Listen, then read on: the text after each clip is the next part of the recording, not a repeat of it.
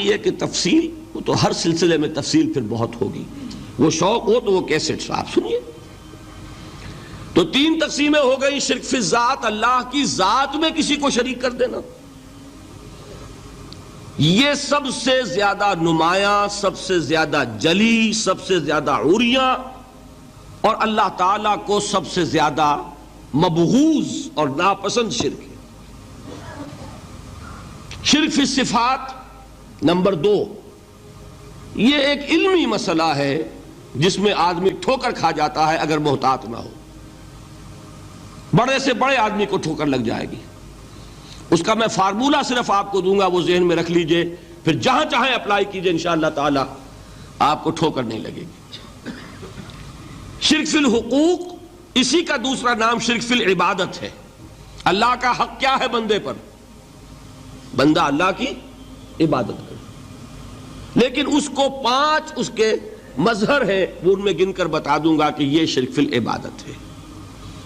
شرک فی العبادت کی اکثر شکلیں وہ ہیں کہ جو عملی شرک علماء جسے کہتے ہیں، اور اس کی شکلیں وہ ہو جائیں گی جن کو شرک خفی کہتے ہیں۔ تو سب سے جلی شرک فی الذات، سب سے خفی شرک فی الحقوق یا شرک فی العبادت، درمیان میں ایک علمی اعتبار سے مسئلہ ہے شرک فی الصفات کا۔ اب آئیے سب سے پہلے شرک فی الذات، اس کی 2 قسمیں، اب اس کو تقسیم کیجئے 2 میں۔ ایک قسم جو زیادہ جلی ہے، زیادہ عریاں ہے، زیادہ ننگی ہے، یہ عجب ستم ظریفی ہے تاریخ کی کہ وہ ان قوموں میں پیدا ہوئی جو اپنا تعلق رسولوں سے جوڑتی ہیں۔ کیا کہ کسی کو خدا کا بیٹا بنا دینا، بیٹی بنا دینا۔ اب ظاہر بات ہے، بیٹا بیٹی بنا دینا بالکل ہم پلہ کر دیا کہ نہیں؟ نو وہی ہو گئی کہ نہیں؟ دیکھیے، غور کیجئے، گدھے کا بیٹا گدھا ہوگا، گھوڑے کا گھوڑا ہوگا، خدا کا خدا ہوگا۔ انسانوں میں آ جائیے، سید کا بیٹا سید ہوگا، مغل کا بیٹا مغل ہوگا۔ یہ بالکل ہم کفو بنا دینے والی بات ہے، بالکل ہم پلہ، ہم جنس، ہم نوع۔ یہ بدترین شرک ہے، اور آپ کو معلوم ہے یہ شرک کن میں پیدا ہوا؟ یہود کے ایک گروہ میں پیدا ہوا جنہوں نے حضرت عزیر کو خدا کا بیٹا قرار دیا۔ قالت الیہود عزیر ابن اللہ۔ سب سے زیادہ پیدا ہوا عیسائیوں میں جنہوں نے حضرت مسیح کو خدا کا بیٹا قرار دیا، اور واقعہ یہ ہے کہ اس گمراہی میں ان سے آگے کوئی نہیں جا سکتا۔ ان بدبختوں نے یہاں تک صراحت کی ہے کہ مسیح خدا کا صلبی بیٹا ہے، اس لیے کہ 2 لفظ آتے ہیں، ایک ہوتا ہے ابن، ایک ہے ولد، ان میں ذرا فرق ہے۔ ابن کا لفظ عربی زبان میں کسی اور سینس میں بھی استعمال ہوتا ہے۔ ابن السبیل کسے کہتے ہیں؟ مسافر کو۔ تو کیا وہ مسافر اور کیا وہ رستے کا بیٹا ہوتا ہے، سبیل کا بیٹا؟ ابن الوقت کسے کہتے ہیں؟ اپارچونسٹ۔ ابن الوقت کوئی اصول نہیں، گنگا گئے تو گنگا رام اور جمنا آئے تو جمنا داس، یہ کیا ہے؟ ابن الوقت۔ لیکن ابن کے معنی جو ہے وہ بیٹے کے بھی ہے، تو تعویل ہو سکتی ہے، لیکن انہوں نے ولد کہا ہے۔ ولد کسے کہتے ہیں؟ صلبی بیٹے۔ یہ بدترین شرک ہے۔ یہی وجہ ہے کہ قرآن مجید میں آپ دیکھیں گے کہ جتنا غضب اللہ کا ان پر بھڑکا ہے اس عقیدے پر، وَيُنذِرَ الَّذِينَ قَالُوا اتَّخَذَ اللَّهُ وَلَدًا، یہ قرآن نازل ہوا ہے محمد پر صلی اللہ علیہ وسلم تاکہ وہ خبردار کریں انہیں جنہوں نے یہ کہا ہے کہ اللہ نے کسی کو بیٹا بنایا۔ یہ سورہ کہف میں ہے، اور اگلی سورت سورہ مریم میں تو ایسا غضب اللہ کا ظاہر ہوتا ہے، وَقَالُوا اتَّخَذَ الرَّحْمَنُ وَلَدًا لَقَدْ جِئْتُمْ شَيْئًا إِدًّا تَكَادُ السَّمَاوَاتُ يَتَفَطَّرْنَ مِنْهُ وَتَنشَقُّ الْأَرْضُ وَتَخِرُّ الْجِبَالُ هَدًّا أَن دَعَوْا لِلرَّحْمَنِ وَلَدًا وَمَا يَنبَغِي لِلرَّحْمَنِ أَن يَتَّخِذَ وَلَدًا۔ انہوں نے کہا کہ رحمان نے کسی کو بیٹا بنایا، تم بہت بڑی گستاخی کی بات کر رہے ہو، تمہاری اس گستاخی کی وجہ سے آسمان پھٹ پڑنے کو ہے، زمین شق ہو جانے کو ہے، اور قریب ہے کہ پہاڑ ایک دھماکے کے ساتھ گر جائیں کہ انہوں نے خدا کے لیے بیٹا تصنیف کر دیا۔ حالانکہ اللہ رحمان، اس کی شان اس سے بہت بلند و بالا ہے کہ اس کے کوئی بیٹا ہو۔ اس کی وجہ بھی سمجھ لیجئے کہ بیٹے کی ضرورت کسے ہوتی ہے؟ جو خود فانی ہو۔ کیوں ہے آپ کو طلب بیٹے کی؟ ہم نہ ہوگے ہمارا نام زندہ رہے گا۔ یہ ایک اٹرنل ہونے کی خواہش ہے، انہیرنٹ، نام چلے گا۔ اسی لیے بیٹی سے آدمی سمجھتا ہے کہ نام نہیں چلتا۔ یہ طلب جو ہے بیٹے کی کیوں ہے؟ بیٹے سے نسل چلتی ہے۔ اس کی ضرورت کس کو ہے؟ جو خود فانی ہے۔ وَمَا يَنبَغِي لِلرَّحْمَنِ أَن يَتَّخِذَ وَلَدًا، جو خود باقی ہے ہمیشہ کے لیے، اس کو کوئی احتیاج نہیں۔ تو آپ نے بات سمجھ لی، میں بہت مختصر بات کروں گا آج۔ اسی طریقے سے حضرت ابراہیم کی نسل سے تھے جو مکے کے لوگ اور عرب کے لوگ، بنی اسماعیل، جو موحد کامل تھا ابراہیم، جس کو اتنی مرتبہ سند ملی وما کان من المشرکین، ان کی نسل میں وہ لوگ تھے جنہوں نے فرشتوں کو خدا کی بیٹیاں بنا دیا۔ یہ جو ان کی دیویاں تھیں یہ مؤنث، لات، عزا، منات، یہ سب کیا مؤنث نام ہے۔ انہوں نے یہ کہا کہ فرشتے جو ہیں وہ خدا کی بیٹیاں ہیں۔ اصل میں عقیدہ کیسے ہوتا ہے؟ انہوں نے کہا بڑے لاڈلے ہیں، لاڈلی ہوتی ہے بیٹی بہت زیادہ، تو یہ خدا کی بیٹیاں ہیں۔ ہوتے ہوتے ان کا یہ عقیدہ ایسا پکا ہوا کہ بجائے استعارے کے اب انہوں نے حقیقت بنا دیا، یہ خدا کی بیٹیاں ہیں۔ ان پر قرآن مجید نے کئی جگہ پر ذرا ایک لطیف انداز میں تنزیہ پیرائے میں بھی کہا ہے کہ بھائی تم نے خوب کیا، انہوں نے الاٹ کیا تو بیٹا تو کیا، تم نے اللہ کو الاٹ کی تو بیٹیاں کی، جو تمہیں خود پسند نہیں۔ الکم البنون، تمہارے لیے بیٹے ہوں، وَلَهُ الْبَنَاتُ، اور اس کے لیے بیٹیاں۔ تو یہ تو ذرا ایک لطیف انداز ہے، تنزیہ پیرایا ہے، لیکن ان تینوں کو اب آپ ایک جگہ کر لیجئے۔ بیٹا بیٹی قرار دینے کا شرک، یہ کیا ہے؟ شرک فی الذات، ہر اعتبار سے اللہ کا مثل بنا دینا، ہم کف بنا دینا، ہم پلہ بنا دینا، ذات میں شریک کر دینا، یہ بدترین شرک ہے۔ یہی وجہ ہے، دیکھیے قرآن مجید کی عظیم ترین سورت کون سی ہے؟ سورہ اخلاص، جو ایک تہائی قرآن کے مساوی حضور نے قرار دیا، جس کو ثلث قرآن کے مساوی، وہ در حقیقت اسی شرک کی نفی پر ہے۔ قل هو اللہ احد اللہ الصمد لم یلد ولم یولد ولم یکن لہ کفوا احد۔ یہی آیا اس میں سورہ بنی اسرائیل کی آیت آخری میں نے سنائی تھی، وَقُلِ الْحَمْدُ لِلَّهِ الَّذِي لَمْ يَتَّخِذْ وَلَدًا، کہو کہ کل شکر اور کل تعریف اس اللہ کے لیے جس نے کسی کو اپنا بیٹا بیٹی نہیں بنایا۔ ولد دونوں پر جاتا ہے، اولاد جیسے آپ کہتے ہیں، اولاد بیٹا بیٹی شریک ہوتے ہیں، نہ اس کا کوئی بیٹا نہ اس کی کوئی بیٹی، نہ وہ جنا گیا نہ اس نے کوئی جنا۔ ایک قسم تو یہ ہوئی شرک فی الذات کی۔ دوسری قسم کیا ہے؟ یہ ان مذاہب میں ہوئی ہے جو نبیوں اور رسولوں کی طرف نسبت نہیں رکھتے بلکہ فلسفیانہ مذاہب ہیں۔ ہندوستان کے اکثر مذاہب فلسفیانہ ہیں۔ فلسفیانہ مذاہب میں یہ شرک فی الذات کس شکل میں پیدا ہوا؟ دو شکلیں پیدا ہوئیں، ایک ہماؤست اور ایک حلول۔ حلول کیا ہے؟ اللہ نے کسی انسان کے اندر اپنے آپ کو حل کر دیا، انسانی شکل میں وہ خود ظاہر ہو گیا۔ اوتار کا عقیدہ، انگلش میں گاڈ انکارنیٹ، عیسائیوں میں بھی حضرت مسیح کو گاڈ انکارنیٹ بھی قرار دیا جاتا ہے۔ خود خدا نے یہ شکل اختیار کر لی۔ رام چندر جی ہوں، کرشن جی مہاراج ہوں، کیا ہے؟ یہ اوتار ہیں، اللہ نے ان میں حلول کیا یا اللہ نے ان کی شکل میں ظہور کیا؟ سمجھ میں آ گیا؟ اور ایک عقیدہ کیا ہے؟ یہ بڑا فلسفیانہ مسئلہ ہے، دیکھیے بڑا ٹیڑھا مسئلہ ہے یہ، لیکن میں اس وقت اس کی تفصیل میں نہیں جاؤں گا، بہت باریک باتیں ہو جائیں گی۔ مسئلہ کیا ہے کہ اگر خدا کو مان لے تو پھر سوال یہ ہے کہ خدا نے اس کائنات کو کیسے پیدا کیا؟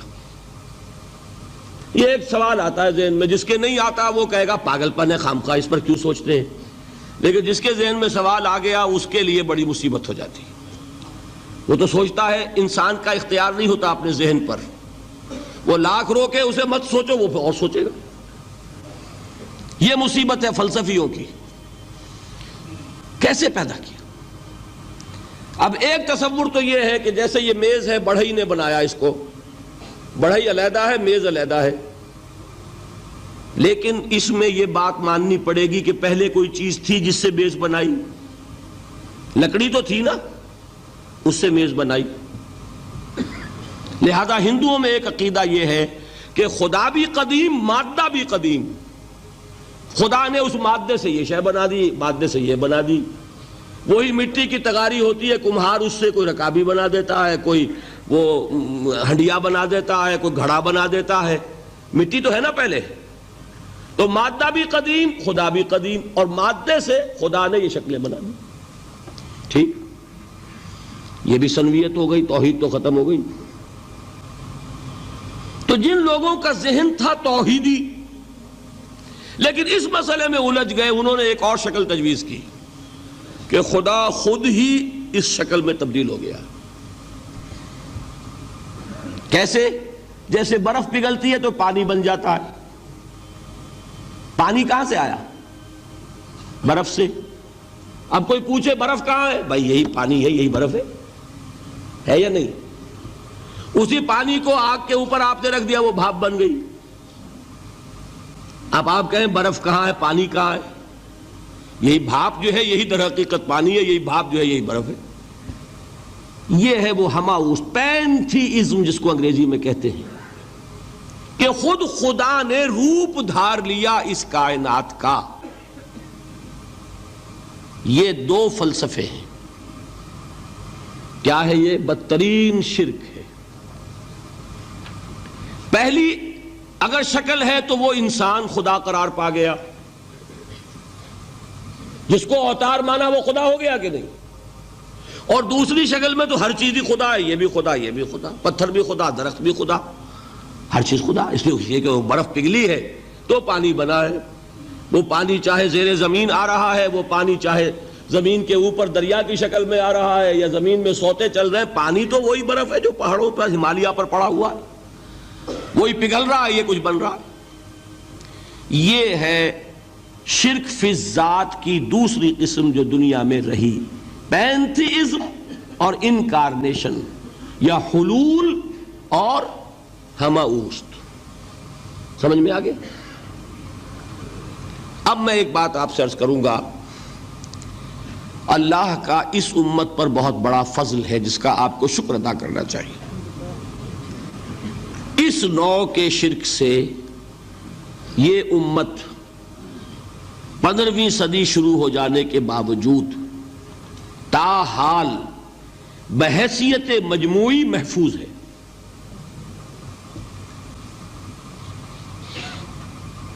میں نے بحیثیت مجموعی کہا ہے، کوئی افراد یا عوام الناس یا جوہلا یا شعراء یا نعت گو وہ مبالغہ آرائی میں کوئی بات کہہ دیتے ہوں تو وہ علیحدہ بات ہے، لیکن مسلمانوں میں کوئی مستند فرقہ اور اس کے جو مستند عقائد ہیں ان میں الحمدللہ آج تک ایسی کوئی چیز شامل نہیں۔ اس کا جب آپ تقابل کریں گے نا، آپ کا کیا خیال ہے عیسائیوں کو حضرت مسیح سے کتنی محبت تھی؟ اس کا تقابل کیجئے جو محبت مسلمانوں کو رہی حضور کے ساتھ، عیسائیوں کی محبت عشر عشیر نہیں بنے گی۔ اس محبت کے باوجود کہ ہمیں 10 گنا 100 گنا 1000 گنا زیادہ محبت ہے حضور کے ساتھ، لیکن دیکھیے کہ انہوں نے خدا کا بیٹا بنا دیا. یہاں کسی نے حضور کے بارے میں یہ بات آج تک کہی؟ یہ بہت بڑا کنٹراسٹ ہے نا. یہ در حقیقت عقیدت اور محبت کا غلو ہوتا ہے. تو عقیدت اور محبت کی کمی تو یہاں بھی نہیں، الحمدللہ ان سے زائد ہے. لیکن الحمدللہ ثم الحمدللہ ثم الحمدللہ، خدا کا بیٹا تو کسی نے نہیں بنایا. اچھا میں ایک اور کنٹراسٹ آپ کو دکھاتا ہوں تاکہ آپ اللہ کا شکر کریں.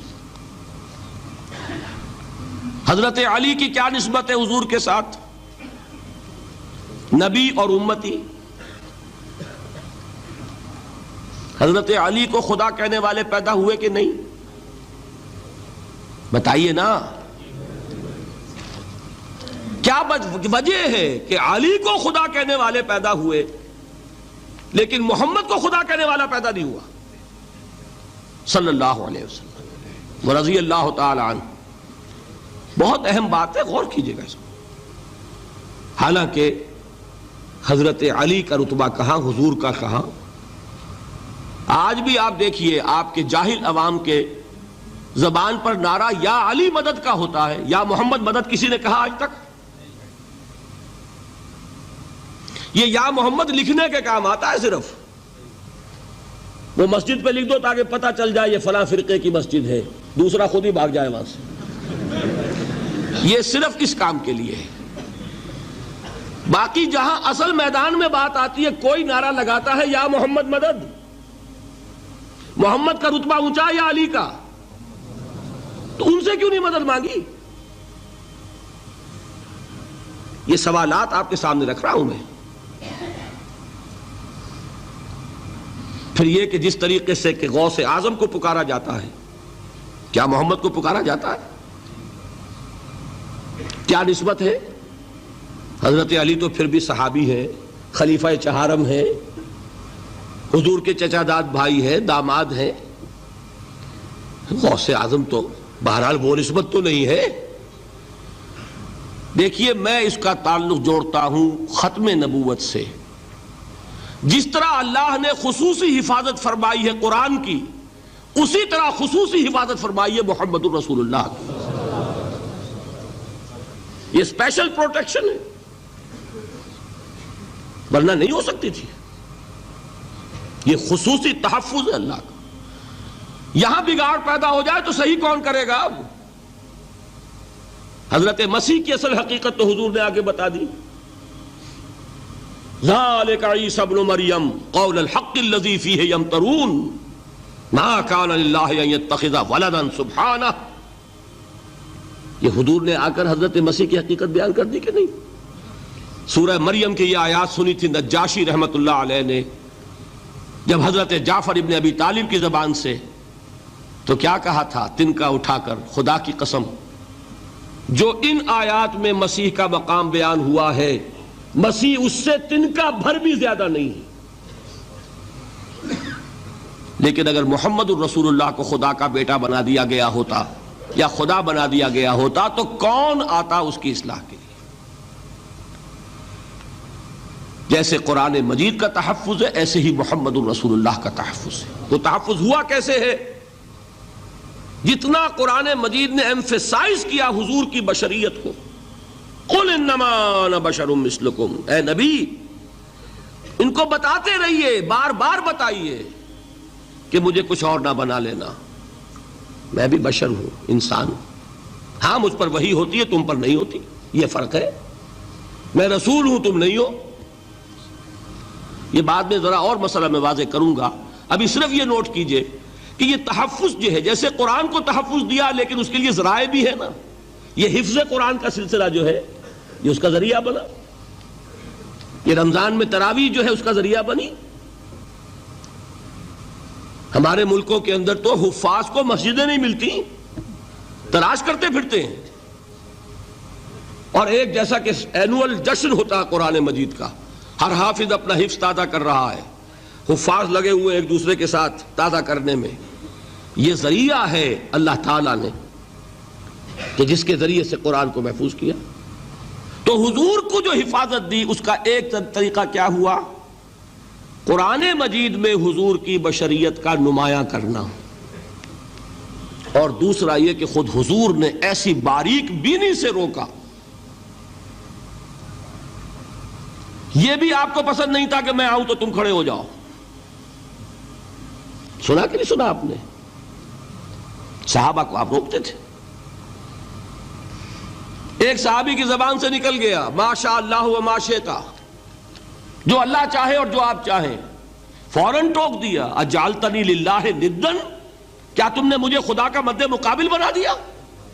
مشیت صرف اس کی ہے. یہ روک ٹوک، یہ وہ چیزیں ہیں کہ جس کی بنا پر اللہ نے تحفظ عطا فرمایا. یہ جو آپ نے فرمایا میری قبر کو کسی جلسے اور جشن کا مرکز نہ بنا لینا، فرمایا کہ نہیں فرمایا؟ اللہ تعالیٰ لعنت فرمائے بنی اسرائیل پر کہ انہوں نے اپنے نبیوں کی قبروں کو وہ میلہ گاہ بنا لیا. یہ ساری وہ ہیں، یہ تحفظات ہیں، یہ بچاؤ ہے. یہ امت کو متنبہ کیا جا رہا ہے کہ محبت اور عقیدت کا غلو جیسے پہلے ہوا، یا اہل الکتاب لا تغلو فی دینکم، اے کتاب والو اپنے دین میں غلو سے کام نہ لو. یہ غلو محبت، غلو عقیدت ہے جس کی بنا پر وہ خدا کے بیٹے بنا دیے گئے. اور اگر وہ ہوتا یہاں اللہ کا نہ معلوم اللہ کے برابر کس طریقے سے حضور کو بنا دیا جاتا. لیکن قرآن نے، خود حضور نے اس کی پیش بندی کی، جس کا ظہور ہم دیکھ رہے ہیں کہ اللہ کے فضل و کرم سے یہ امت تا حال بحیثیت مجموعی محفوظ